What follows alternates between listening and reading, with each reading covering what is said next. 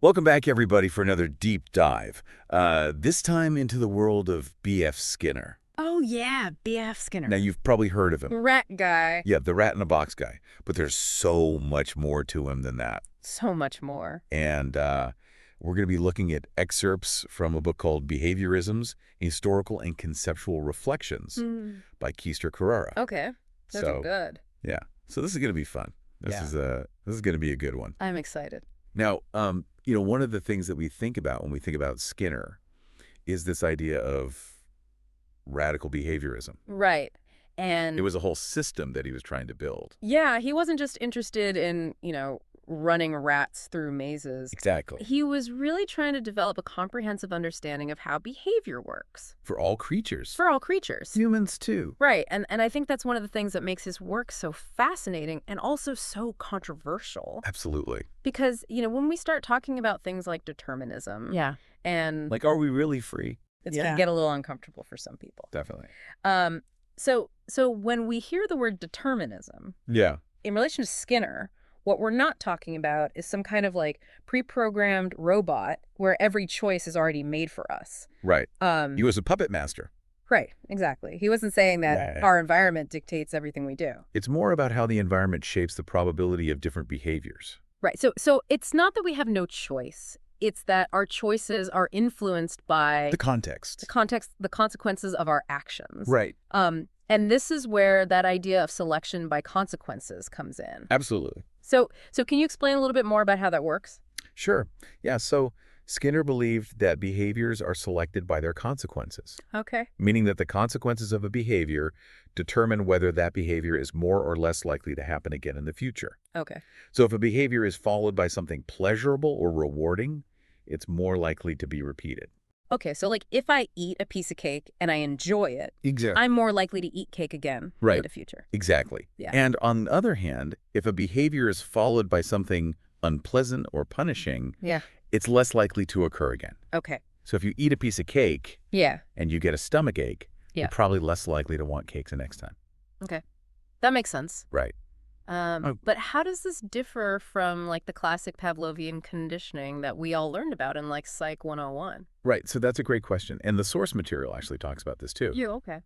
There's a difference between operant conditioning and respondent conditioning. Okay. So respondent conditioning is what Pavlov was studying with his dogs. The bell rings, the dog salivates. Yeah. It's an automatic response to a stimulus. Right. But operant conditioning is more about learning to operate on the environment to produce a desired outcome. Okay, so it's not just reacting to something, it's actually acting. Yeah. Taking action. To get something. To get something, yeah. Okay. So in respondent conditioning, the behavior is elicited by the stimulus, but in operant conditioning, the behavior is emitted by the organism. So it's more voluntary.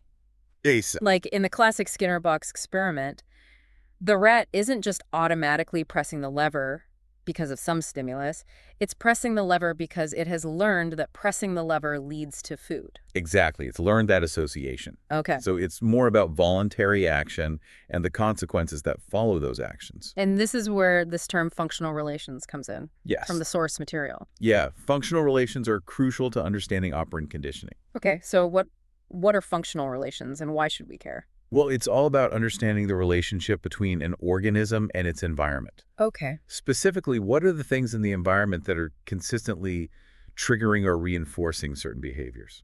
So for the rat, the lever is functionally related to getting food. Exactly. Because pressing the lever leads to the food appearing. Right. And once we understand these functional relations, we can start to predict and even influence behavior. Okay, so it's like cracking the code. Exactly, like figuring out the rules of the game. Okay. And then we can start to play the game more effectively. So if we understand what's reinforcing a certain behavior, we can either increase that reinforcement to make the behavior more likely. Right. Or we can remove that reinforcement to make the behavior less likely. Exactly. Okay, that makes sense. And this is really powerful stuff because it means we're not just at the mercy of our environment. Right. We can actually start to shape our environment, to shape our behavior. Okay. But humans were a lot more complex than rats pressing levers. No, absolutely. So how does all this apply to us? Well, that's where things get really interesting. Okay. Because Skinner believed that even our most complex behaviors can be understood by looking at the consequences that shaped them. And this includes our thoughts and feelings. So he wasn't just talking about outward behaviors like pressing a lever. No, he was talking about everything. Everything. Our thoughts, our emotions, our beliefs, our values, all of it. And he saw all of that as being shaped by... By the environment? By the environment. Yeah. By the consequences of our actions. Wow. Okay, so how did he explain something like, emotions? Well, that's where he really challenged the traditional view of psychology. Right. Because most people think of thoughts and feelings as the causes of our behavior. Like, right. I feel sad, therefore I cry. Right. But Skinner flipped the script. Okay. He said, no, our thoughts and feelings are not the causes of our behavior, they're behaviors themselves. Okay. And they are subject to the same principles of reinforcement and punishment as any other behavior. So instead of I feel sad, therefore I cry, it's more like something in my environment led to both my sadness and my crying. Exactly. Wow. And that's a radical shift in perspective. It is. Because it means that our internal experiences are not just these mysterious forces within us. Right. They are products of our interaction with the world. So our thoughts and feelings are not just happening to us. They're being shaped by our environment. Exactly. And if that's true, does that mean that we can actually change how we feel by changing our environment? That's exactly what Skinner proposed. Okay. And this idea has been really influential in therapies like cognitive behavioral therapy. CBT? Yeah, CBT, exactly. Right. Which helps people identify and change negative thought patterns by changing their behaviors and the environments that trigger those thoughts. So instead of just trying to think positive thoughts, I might need to actually change the things in my life that are making me think negatively in the first place. Exactly. Wow, that's pretty mind-blowing. It is. It suggests that we got a lot more power over our emotional landscape than we might realize. Absolutely. Now, this is where I think people start to get a little bit wary of Skinner. Yeah. Because he had some pretty radical ideas about how to apply these principles to society as a whole. Right. He wasn't just interested in individual behavior. Right. He was interested in cultural design, in using these principles to create a better world. And he wrote a book about this called Walden 2. Yeah. Which I think kind of freaks some people out. It did. It was a utopian novel. Yeah. That depicted a community designed around behavioral principles. And people were like, wait a minute, is this social engineering? Right. Is this like some kind of Orwellian dystopia? Yeah. Where the government is controlling our every move? It definitely raised a lot of ethical questions. Right. Because on the one hand, we want to promote things like cooperation and kindness. Right. But on the other hand, the idea of someone else deciding what's good and shaping our behavior accordingly can feel a little bit creepy. Yeah, like who gets to decide what's desirable? And how do we make sure that these principles are being used for good and not for control? Right. Yeah, that's a really important question. It is, and it's a question that I think is even more relevant today. Oh, absolutely. Than it was back when Skinner was writing. With the rise of things like social media algorithms and personalized advertising. Are we being manipulated by Skinnerian principles without even realizing it? That's the question. That is the question, and I think it's one that we're going to be exploring in more depth as we continue this deep dive. I think we should. All right, so stay tuned, folks. We're going to be right back after a short break. Sounds good. Yeah, it really makes you think, like, if we can understand why we do the things we do, does that mean we're not really free to choose? Right. It's like, are we just puppets of our environment? Yeah. And if so, who's pulling the strings? That's a pretty heavy question. It is. And it gets even more complicated when we start talking about how these ideas can be applied to society as a whole. Right. Because if we can predict and influence behavior, what's to stop someone from using that knowledge for their own benefit? Exactly. And that brings us back to those terms you mentioned earlier, the contingency of 3 terms and the quadrant of reinforcement procedures. Yeah, those sounded a little bit technical when I first read them. They do sound a bit jargony. But I have a feeling they're pretty important. They're fundamental to understanding how Skinner saw behavior working. Okay, so break it down for me. What is the contingency of 3 terms? Okay, so basically it just means that any behavior happens within a context. Okay. There's something that comes before it, the antecedent, then the behavior itself, and then the consequence that follows. So it's like a chain reaction. Yeah, you could think of it that way. Okay, so for example? Let's say you're trying to break a bad habit, like biting your nails. Okay. The antecedent might be feeling stressed. we're anxious. Okay. The behavior is the nail biting. Right. And the consequence might be a feeling of relief or distraction from the stress. Okay, so if I want to break the habit, I need to figure out what's triggering it. Exactly. You need to identify the antecedent. Okay. And then you need to figure out what consequence is reinforcing the behavior. So in this case, it's the feeling of relief. Right. Okay, and then what do I do? Well, once you understand the contingency, you can start to change it. Okay. You could try to avoid the antecedent altogether. So like find ways to manage my stress. Exactly. Yeah. Or you could change the behavior itself. So instead of biting my nails, I could like squeeze a stress ball or something. Right. Or you could change the consequence. Okay, how would I do that? Well, instead of getting relief from biting your nails, you could find a different way to get relief. Like taking a few deep breaths. Exactly. Or going for a walk or listening to music. Okay, that makes sense. So the contingency of 3 terms gives us a framework for understanding how behavior works. And then the quadrant of reinforcement procedures helps us understand how to actually change behavior. Exactly. Okay, so remind me what those 4 procedures are again. Okay, so we've got positive reinforcement, negative reinforcement, positive punishment, and negative punishment. Okay, I always get those mixed up. It's easy to do. Can you give me an example of how they work? Sure. Let's imagine you're trying to get your child to practice the piano. Okay. Positive reinforcement would be giving them a reward after they practice, like a sticker or a small toy. Okay, so you're adding something good to increase the behavior. Exactly. What about negative reinforcement? Negative reinforcement would be taking away something unpleasant after they practice. Like a chore they don't like. Right. So you're removing something bad to increase the behavior. Exactly. Okay, and then what about punishment?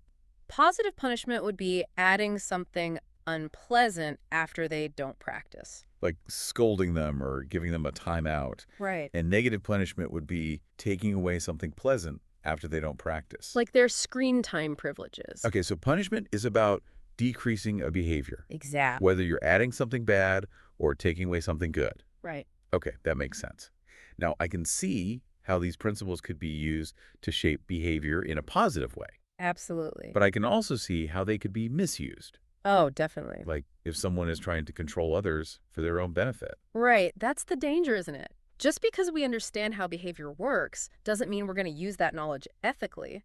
And this is where that whole Walden 2 thing gets really tricky. Yeah, it's a slippery slope. Can you imagine living in a society where everything is designed to nudge you towards certain behaviors? It's kind of unsettling. It is. And who gets to decide what those desirable behaviors are? Right.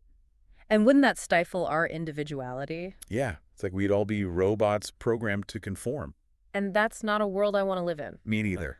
But the thing is, even if we're not living in a literal Walden 2 community, Yeah. I think these ideas are still very much present in our world today. Oh, absolutely. Especially in the digital realm. Right, like with all the personalized advertising and recommendation algorithms. Yeah, it's like we're constantly being nudged in certain directions. And we might not even realize it. Exactly. It's like those algorithms know us better than we know ourselves. And they're using that knowledge to influence our choices. Yeah. It's kind of creepy when you think about it. It is, but it's also fascinating. It is. It makes you wonder how much of our behavior is truly freely chosen and how much is shaped by forces that are beyond our control. That's a big question. It is, and it's one that I think we need to be asking ourselves more and more as technology continues to advance. Okay, so we've talked about how Skinner's ideas can be applied to individual behavior. Yeah. And we've talked about how they can be applied to society as a whole. Right. But what about the criticisms of Skinner's work? Yeah, there are definitely some valid criticisms. Like what? Well, one of the biggest criticisms is that he focused too much on observable behavior. Okay. And not enough on the inner world of thoughts and feelings. Right, because he saw thoughts and feelings as behaviors themselves. Exactly. But some people argue that this is too simplistic. That it doesn't capture the full richness of human experience. Right. Like, can we really reduce the human mind to a set of inputs and outputs? And even if we can understand the environmental factors that influence our behavior, Yeah. doesn't that still leave room for free will? That's a big question. It is. And it's one that philosophers and scientists are still debating today. Exactly. Skinner argued that what we call free will is often just an illusion. Okay. A product of our complex interplay between our genetics, our past experiences, and our current environment. So it's not like we have no choice at all. Right. But our choices are constrained by all these different factors. Exactly. And even if we don't fully embrace Skinner's radical perspective on free will, I think his work still offers incredibly valuable insights into how we can create environments that encourage the behaviors we desire. So even if we don't agree with everything he said, right, we can still learn a lot from him. Absolutely. I think the key takeaway here is that we need to be more mindful of the environments we create. Okay. Both for ourselves and for others. So if we want to see positive change, yeah, we need to start by understanding how behavior works. exactly. And then we can use that knowledge to design environments that support our goals and values. That's a powerful message. It is. And it's something that I think we could all benefit from reflecting on. So as we wrap up this deep dive into Skinner's world, Yeah. what's a final thought you'd like to leave our listener with? Let me think about that for a second. Well, I think one of the most important things to remember is that Skinner's work wasn't just about understanding how we're influenced by our environment. Right. It was about how we can use that understanding to actually create better environments. Exactly. Yeah. It's like he was giving us this incredible toolkit for self-improvement and for social change. So it's not about being a victim of our circumstances. Yeah, no, not at all. It's about taking responsibility for the environments we create, both for ourselves and for others. Okay, so let's say I want to start applying these ideas to my own life. Yeah. Where do I even begin? Well, I think a good place to start is by thinking about those three terms we talked about earlier, the antecedent, the behavior, and the consequence. Okay, so like if I'm trying to break a bad habit. Exactly. Let's say you want to stop scrolling through social media so much. Well, that's a good one. What's the antecedent? What's triggering that behavior? Well, usually it's when I'm feeling bored or stressed. Okay, and what's the consequence? What's reinforcing that behavior? Well, it's kind of like a distraction. It takes my mind off of whatever's bothering me. Right, so you're getting some kind of relief or escape from those negative feelings. Yeah, I guess so. Okay, so now that you understand the contingency, you can start to change it. Okay, how? Well, you could try to avoid the antecedent altogether. So like find other ways to deal with boredom and stress. Exactly. Like maybe instead of reaching for your phone, you go for a walk or read a book or call a friend. Okay, that makes sense. Or you could change the behavior itself. So instead of scrolling through social media, I could do something else on my phone. Maybe, but sometimes it's better to just disconnect completely. Yeah, it's probably true. Like put your phone in another room or turn off notifications. Okay. Or you could change the consequence. So instead of getting that relief from social media, I could find a different way to get relief. Exactly. Like maybe you start meditating or practicing gratitude or spending time in nature. Wow, there are a lot of options. There are. And the best approach is going to be different for everyone. Right. It's all about experimenting and finding what works for you. Okay, so we've talked about how we can use these principles to change our own behavior. Yeah. But what about the bigger picture? Like, how can we use this knowledge to create a better world? That's a great question. And I think it starts with recognizing that we're all designers of our environment, whether we realize it or not. What do you mean? I mean that our choices, our actions, our words, our attitudes, all of these things contribute to the environment that we create for ourselves and for others. So it's not just about the physical space around us. No, it's about the social and emotional environment as well. So like if I'm constantly complaining and criticizing, I'm creating a negative environment. Exactly. And that negativity is going to affect not just you, but also the people around you. Okay, so if I want to see positive change in the world, I need to start by creating a positive environment. Exactly. And that starts with your own thoughts and actions. That's a pretty big responsibility. It is. But it's also incredibly empowering. Because it means that we're not just helpless bystanders. No, we're active participants in shaping the world around us. And that brings us back to Skinner's idea of cultural design. Right, the idea that we can use these principles to intentionally create a better society. So it's not about controlling people. No, it's about creating environments that support our shared values and goals. Like environments that promote cooperation and kindness and creativity. Exactly, and I think that's a really hopeful message. It is, because it means that we're not stuck with the world as it is. No, we can imagine something better and we can start working towards it today. Well, I don't know about you, but this deep dive has given me a lot to think about. You too. I'm already starting to see my own habits and my relationships and even my work environment in a whole new light. That's great to hear. And that's really the goal of these deep dives. Yeah, to challenge our assumptions and expand our understanding of ourselves and the world around us. Exactly. So to our listener out there, we encourage you to keep exploring these ideas. Absolutely. Think about the environments you inhabit, the consequences you create, and the choices you make. Because you have the power to shape your own life and the world around you. Thanks for joining us on this deep dive into the world of B.F. Skinner. It's been a pleasure. Until next time, keep those minds curious and those actions intentional